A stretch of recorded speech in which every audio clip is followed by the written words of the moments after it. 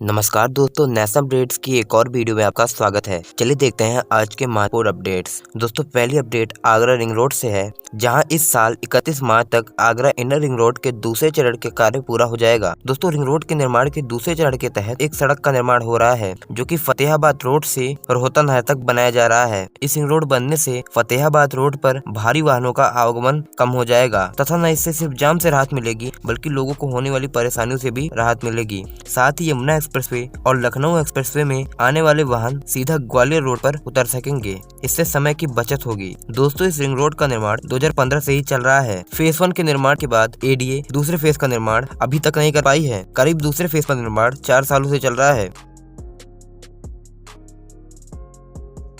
दूसरे फेज में करीब 250 करोड़ रुपए खर्च होने का अनुमान है, जिसमें से अभी तक लगभग 250 करोड़ से अधिक रुपए खर्च हो चुके हैं। दोस्तों आगरा रिंग रोड का निर्माण 3 फेज में करने का प्रस्ताव था, जिसमें पहला फेज पहले ही पूरा हो चुका था और दूसरे फेज का कार्य जल्द ही पूरा होने वाला है। लेकिन दोस्तों तीसरे फेज का निर्माण एडीए नहीं करेगी। उत्तर प्रदेश गवर्नमेंट ने इस काम को एनएचएआई को दे दिया है। एनएचएआई इसके तीसरे चरण का कार्य करेगी, जिसके तहत रोहतन नहर से ग्वालियर रोड तक एनएचएआई सड़क का निर्माण करेगी। दोस्तों इसके डीपीआर और कंस्ट्रक्शन का कार्य एनएचएआई करेगी। दोस्तों एडीए से कार्य को हस्तांतरित कर एनएचएआई को कार्य देने का मुख्य कारण ये है कि एडीए इस रिंग रोड का निर्माण सही से नहीं कर पाई तथा एडीए अब कर्ज में दब चुकी है, जिसके कारण इसका ट्रांसफर किया गया। दोस्तों next update inland waterway development से है, जहां शिपिंग कॉर्पोरेशन ऑफ इंडिया ने इनलैंड वाटरवे में जहाजों की सेवाओं को नियमित शुरू करने के लिए inland waterway authority of India के साथ गठजोड़ करने जा रही है। इसके तहत नेशनल वाटरवे 1 वाराणसी से हल्दिया तक shipping corporation of India regularly cargo का संचालन शुरू करेगी। दोस्तों शिपिंग कॉर्पोरेशन ऑफ इंडिया के चेयरमैन एमके जोशी ने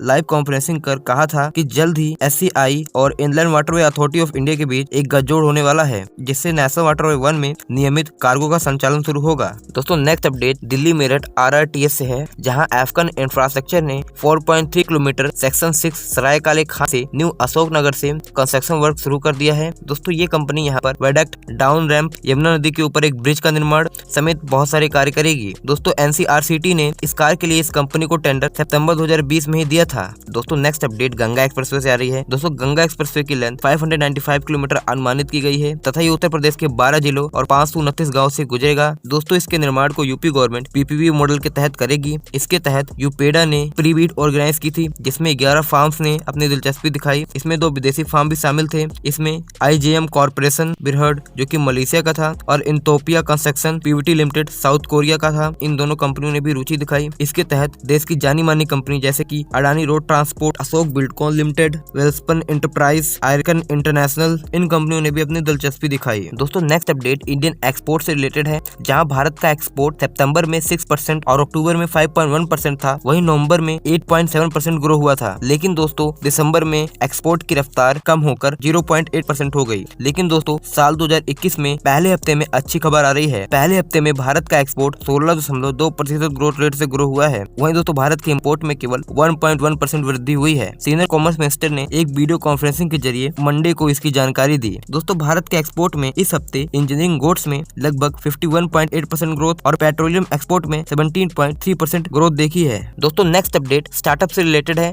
जहां online virtual program central government organise करने वाली है, जिसका नाम प्रम्भ है। इसका नाम स्टार्टअप इंडिया इंटरनेशनल समिट है, जो कि जनवरी 15 से जनवरी 16 तक होगी। इसमें दोस्तों देश विदेश से academics, investment, banking, startup leader, spiritual leader, youth investors समेत कई एक्सपर्ट आएंगे। प्रधानमंत्री नरेंद्र मोदी जी ने कहा है आज के युवाओं को इस स्टार्टअप कैंपेन से जरूर जुड़ना चाहिए। यहाँ पर कई जरूरी विषय वस्तुओं पर चर्चा होगी, जो भारत के स्टार्टअप इकोसिस्टम को आकर्षित बनाएगा। साथ ही प्रधानमंत्री नरेंद्र मोदी जी ने ये भी कहा हमारे स्टार्टअप हीरोज आज न केवल बड़े शहरों से हैं, बल्कि छोटे शहरों से भी आते हैं। दोस्तों नेक्स्ट अपडेट ग्रामीण विकास से जुड़ा है, जहाँ केंद्रीय मंत्री नितिन गडकरी जी ने गाय के गोबर से बने पेंट को लॉन्च कर दिया है। इसको बिक्री खाद्य और ग्रामोद्योग आयोग केवीआईसी की मदद से विकसित किया गया है। इस गोबर पेंट को जयपुर की unit Kumarappa international handmade paper institute ने तैयार किया है। दोस्तों इससे किसानों की आय बढ़ने में अच्छा योगदान होगा, क्योंकि किसानों के पास मवेशी धन पर्याप्त मात्रा में है। इस पेंट को BIS यानी कि भारतीय मानक ब्यूरो ने प्रमाणित कर दिया है।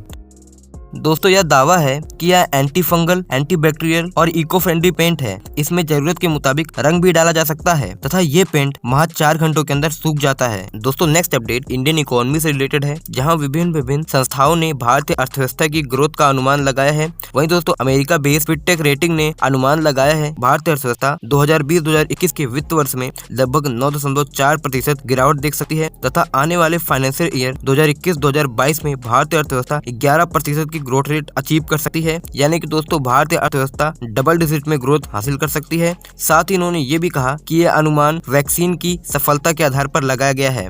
अगर वैक्सीन भारत में सक्सेसफुली लगाई जाती है तो हो सकता है कि ये इतनी ग्रोथ पा सके। तो दोस्तों आज की इस वीडियो में इतना ही। ऐसी अपडेट देखने के लिए चैनल को सब्सक्राइब करें। धन्यवाद आपका ये वीडियो देखने के लिए।